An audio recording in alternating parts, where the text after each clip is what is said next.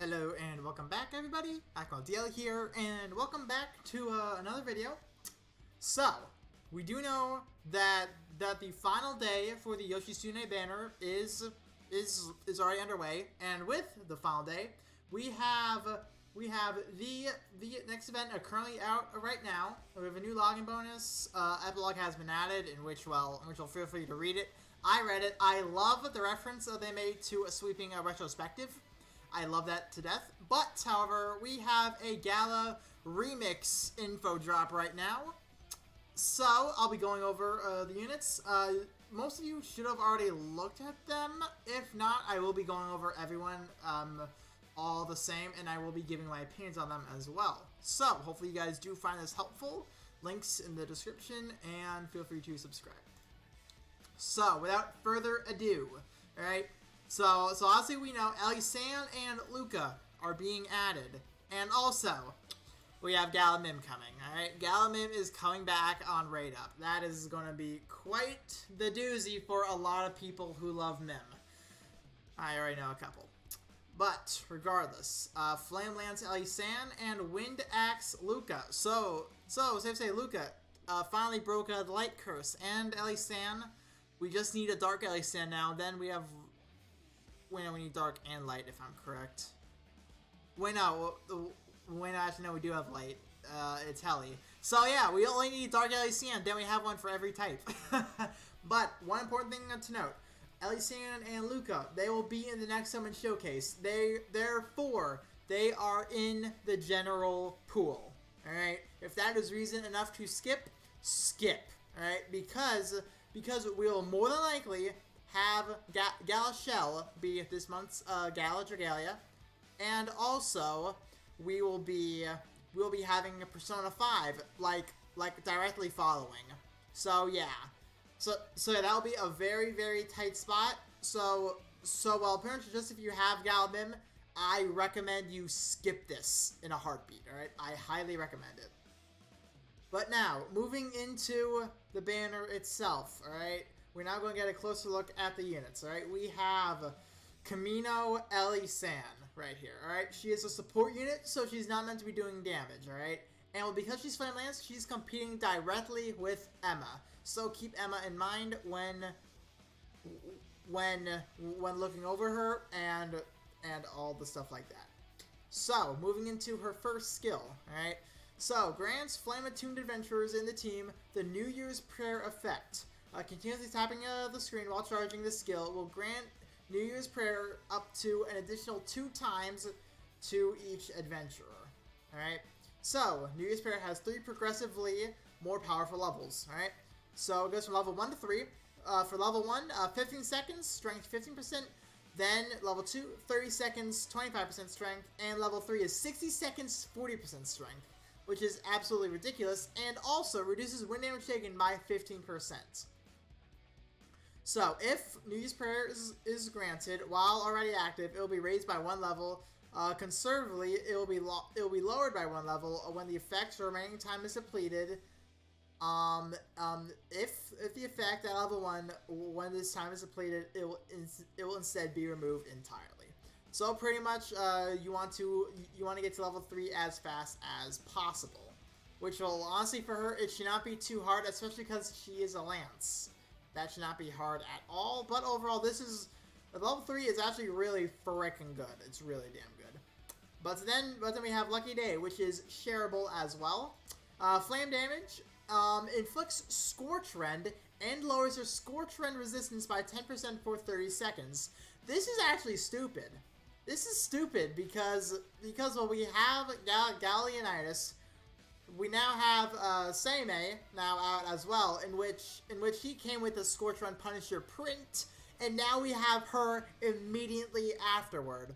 All right, it looks like Fire is moving from Burn and now moving into Scorch Rend, which is very cool. All right, so yes, this looks pretty good in of itself. And now we have Coabs. She has a unique code HP on revival of 30%. This only benefits if well you are like really learning. Other than that, the co-op is like next to worthless. However, though, this is This is used on Melsa in her ability.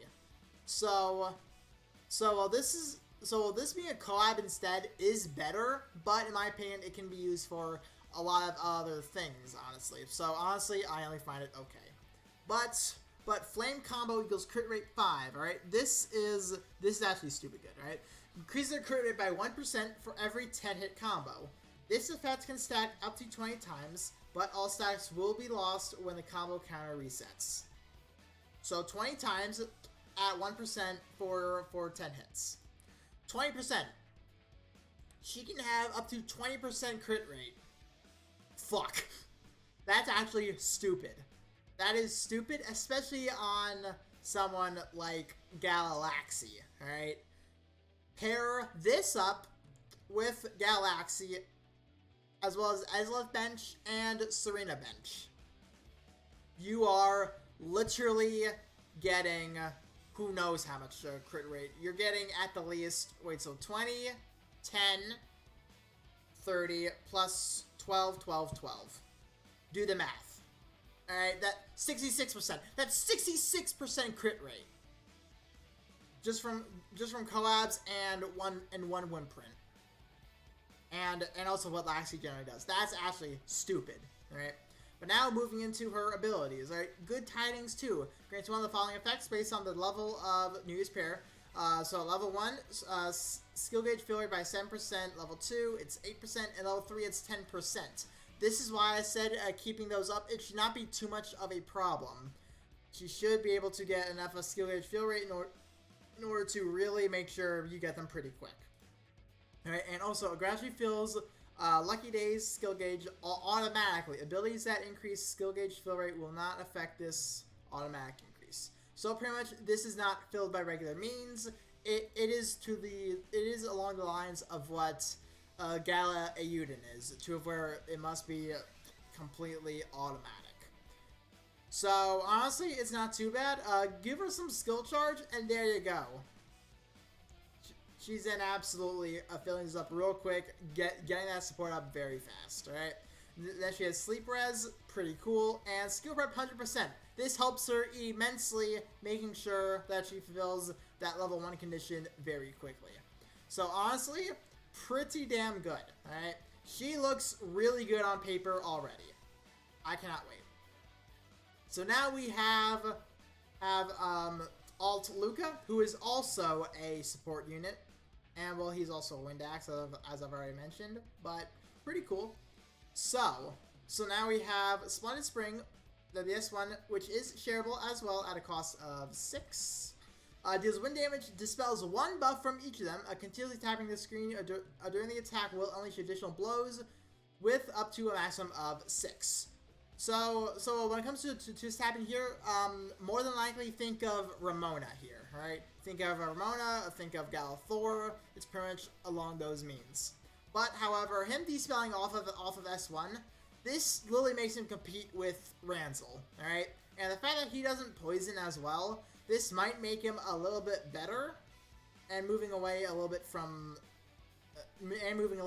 away from the poison comp, while also making sure that poison cap is not hit nearly as quickly. But now we have Bright Equinox. When the Toon Adventurers in the team, New Year's Mochi effect. New Year's Mochi's effects are based on the number of Mochi Master stacks consumed.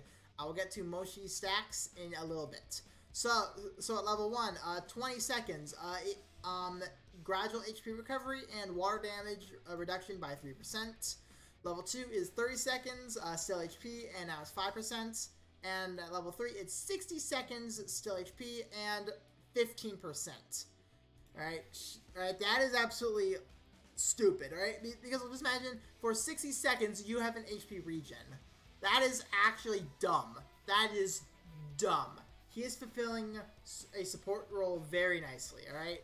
And this skill can only be used when the user has at least 1 Mochi Master stack, and using it will consume all Mochi Master stacks. New Year's Mochi will not stack, in which obviously we know it can be stacked up to 3 times. So now moving into collabs, honestly pretty generic. Defense collab, basic bitch, and a flurry water res. Okay, sure, whatever. And now we move into what makes him unique, alright? So now we have Pounder of Mochi 2. And that sounds funny. Grants the user a unique Force Strike that reduces the strength of surrounding enemies by 2% for 10 seconds and will continue to attack as long as your finger touches this, as long as it touches the screen.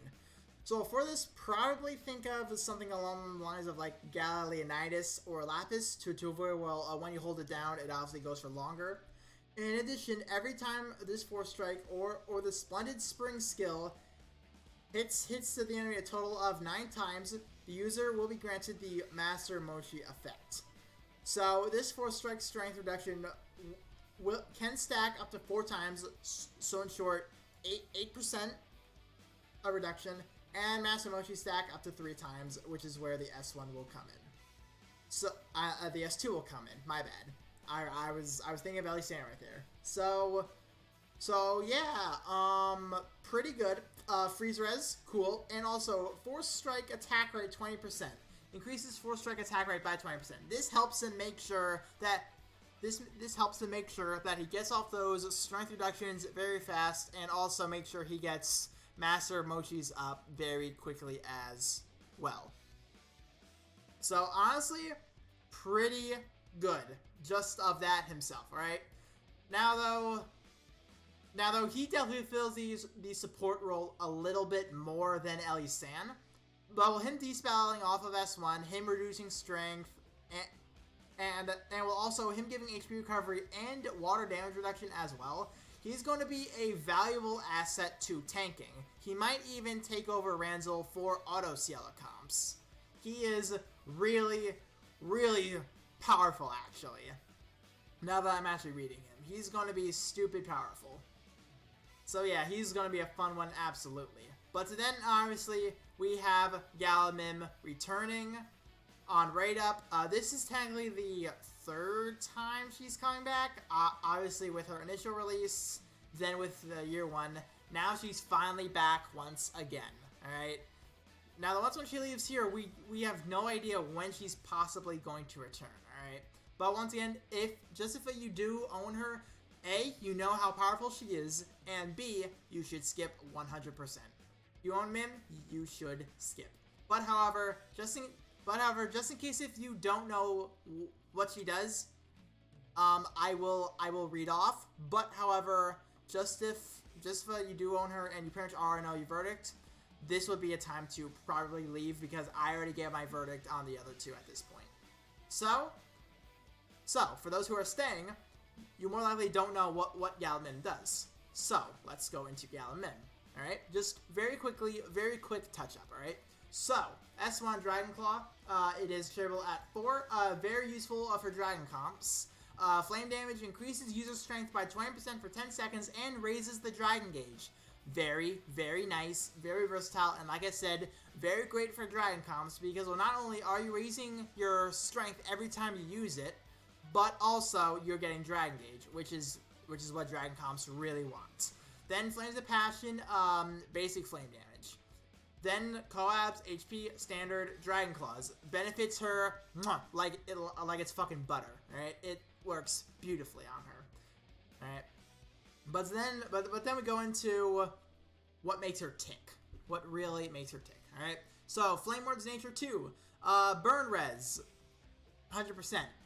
Cool. Cool. She's a Flame Worm. Not useful in win content, but hey. Cool. When shapeshifting for the first time, Mim will transform into Brunhilde. Regardless of what dragon she is equipped with, her strength will increase by 15% for the remainder of the quest, and the skill, Flames of Passion, S2, will be powered up for the remainder of the quest. The second time onwards, she'll transform into High Brunhilde instead, and her attack rate while shapeshifted will increase by 15%.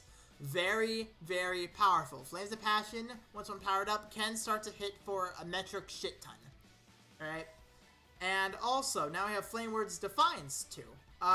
Stun Res. Cool. There's that flame content right there. When Mim is hit by an attack that would have stunned her, the skill gauge for Dragon Claws will fill by 50%. After activating, this gauge filling effect will not activate again for 15 seconds. This is very good. Alright, well, you don't get this much, however, but but when it does happen, it is absolutely benefiting you to a great degree. So yes, that is very good, and honestly, and just think of it as stun res, really, like nothing else to it, and extends shapeshift time by 20%. This will help her make sure that she stays in dragon form even longer, really making sure she gets off damage. All right.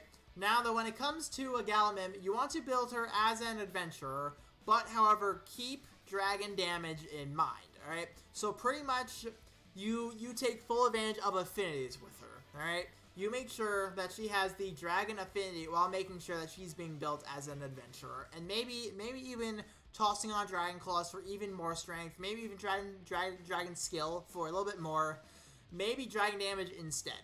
But either way, you don't want all of them, because well, then at that point you want dragon really bad. You still want her to do damage in her adventurer form. Just some very quick tips right there, just if you are pulling for her. Well, beyond that, that is absolutely everything. And what's something funny is that Luca's S2 already has an issue. It's not even out yet, for fuck's sake. Like, come on, man. but yeah.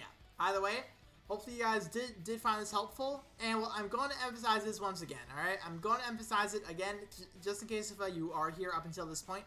If you don't have Mim, you do have an excuse to go in, but do keep in mind we have 2 limited banners about to come and rip you in the ass, alright?